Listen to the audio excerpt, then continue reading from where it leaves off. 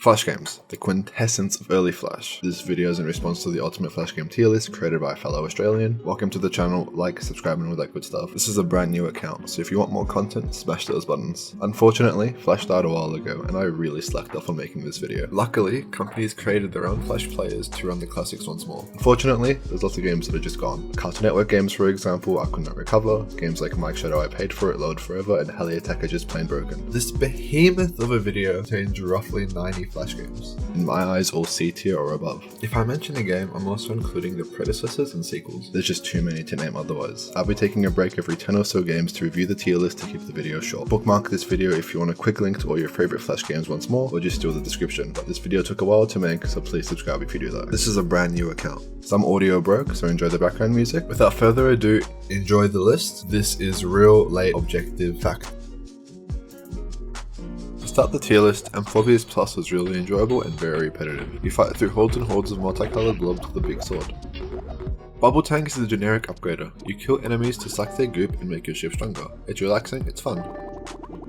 Bowman is an archery type game where you take shots until one of the players is fatally injured. Burrito Bison is an enjoyable game where you smash a variety of gummy bears with a big luchador man. Hacker vs Hacker is a game very similar to Plants vs Zombies, but in this case you're playing both as the plants and the zombies. Shopping Cart Hero is a very generic launcher game. You get in a shopping cart to earn adoring fans in which they give you cash. Interactive Body is one of the games people think of when they say Flash games. You get to throw infants at a blob. A reoccurring character in this tier list is the elephant from Elephant Quest. You participate in a side-scrolling quest to kill monsters and help your elephant forefathers. Our friend also takes part in Achievement Unlocked, a game where you attempt to get all the achievements in the game in a simple room. Actually, There Is No Game is a game that I found very witty. It's sort of a puzzle game that can leave you scratching your head at times, definitely worth playing. This is the current list, let's keep going.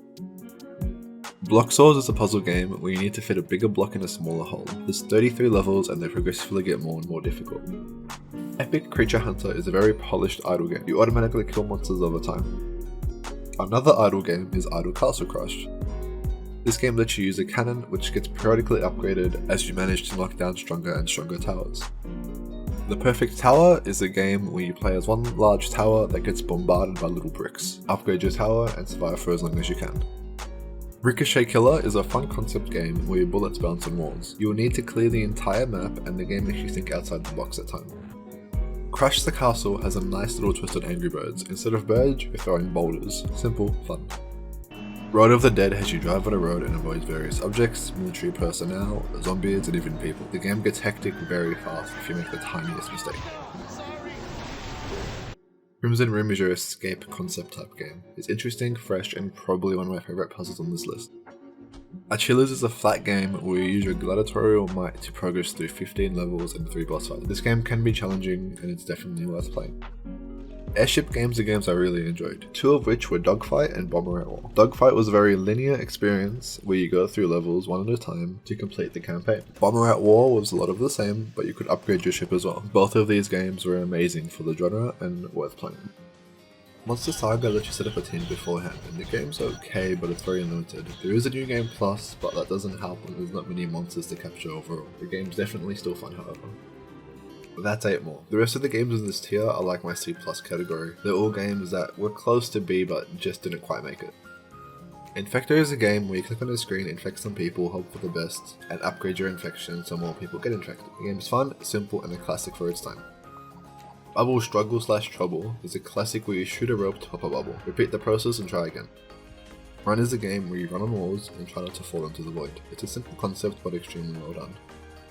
Now let's talk shooters. Plasma Burst, Raze, and Think are all very similar. A 2D flat character shoots everything else, but they're very enjoyable nonetheless. These games all have something about them that make them great. For example, Think has an amazing storyline and character development. Raze feels and plays very competitive, and Plasma Burst has a very nice linear progression feeling. All these shooter games are amazing to play and I'd recommend all 3 of them. Ninja Kiwi is a classic company that made one of the most well-known Flash games, but they also created a Call of Duty Zombies clone. It's very enjoyable and definitely worth playing. Boxhead's similar but pretty different. Instead of going through a campaign collecting money, you're getting upgraded weapons by killing and getting a higher high score. Sift Heads is an amazing game. You're focusing on the characters Vinny, Shufty and Kira, which are all bounty hunters, while they strive to get revenge. The game is graphically very pleasing. And finally on the C tier, Ultimate Flash Sonic. It's an unofficial Sonic game, but it's still Sonic and plays the exact same. If you like Sonic, definitely play this game. And this is how the tier list currently looks. Let's continue the tier list and move on to the B tier games now. This is where the tier list starts to ramp up. To start off, Coinbox Hero is a short but sweet game where you hit a box, gold comes out, and you use the gold to buy more people and better weapons. Epic Combo is the same idea, short, fun and replayable, but instead of hitting a box, you're hitting turtles with a massive hammer to rack up a high combo which gives gold to keep the combo alive. Battle Panic is a fun concept game where the mouse does everything, healing, mining, damaging, building, recruiting and much more. This game is enjoyable and has lots of replayability. Gunblood is a generic cowboy game where you shoot a bullet before your opponent does. Very fun. Dark Life honestly lost a nostalgia trip for me. It was a game that I remember fondly but just didn't live up to the hype. The fourth game was amazing and is honestly the only reason why this game is on the B tier. Electroman is a 2D puncher that features a large array of different moves and has a fun fighting mechanic. It's a cute stick fight game.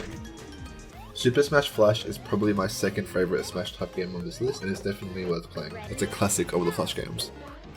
Fancy Pants Adventure is a fun platforming game that will always remind me of how annoying spring physics can be, and is definitely fun playing if you like the platforming genre.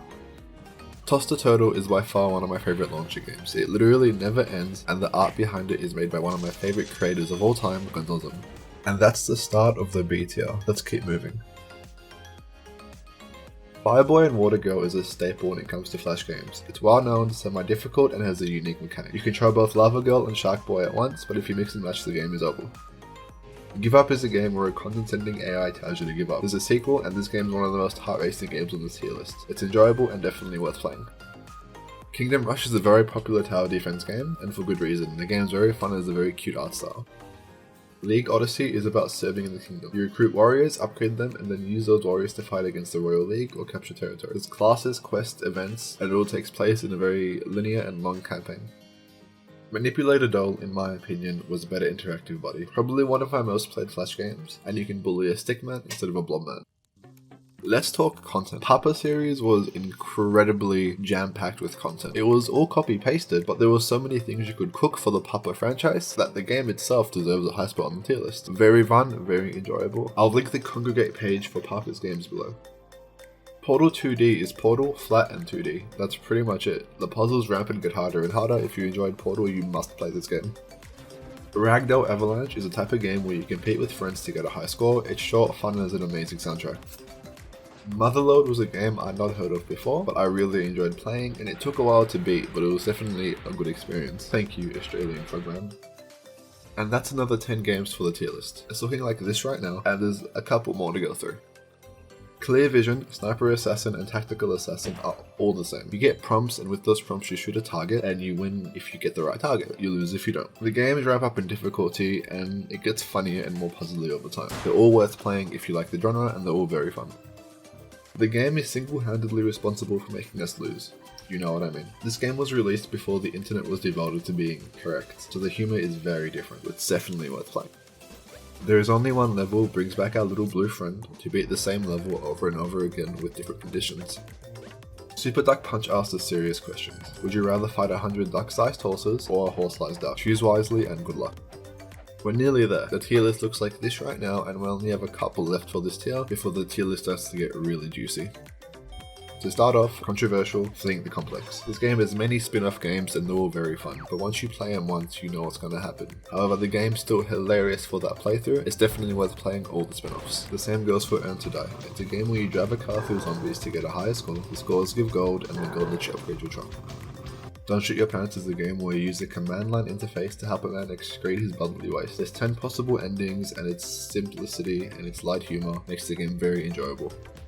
Hanger is a game that inspired a bunch of games. It's a staple for those type of games where you pretend to be Spider-Man, and just for that, it deserves a high spot on this tier list. Knightmare Tower is a tower climbing game where you bounce on enemy heads to save the princess. You upgrade yourself so you can jump higher and save more princesses. This treasure has a special twist on tower defense games. The enemy needs to take the treasure back to the start of the map for you to lose life. Another game with an interesting twist is Steller. You add towers around the perimeter of your base so enemies cannot hit the center. Stunt Dirt Bike built up an architecture where you drive a motorbike, make a mistake and restart the level from a checkpoint from the start. The game is very fun and a classic. Super Mario 63 is very similar to the Sonic remake, but instead of Sonic it's Mario, and this game probably has the best remix soundtrack I've heard in a very long time.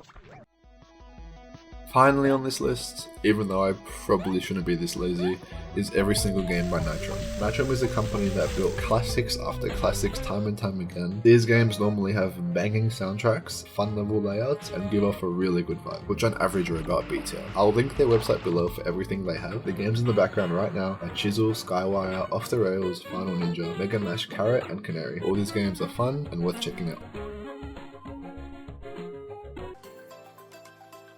I know honorable mentions normally go before the final tier, but I just don't know where to place these otherwise.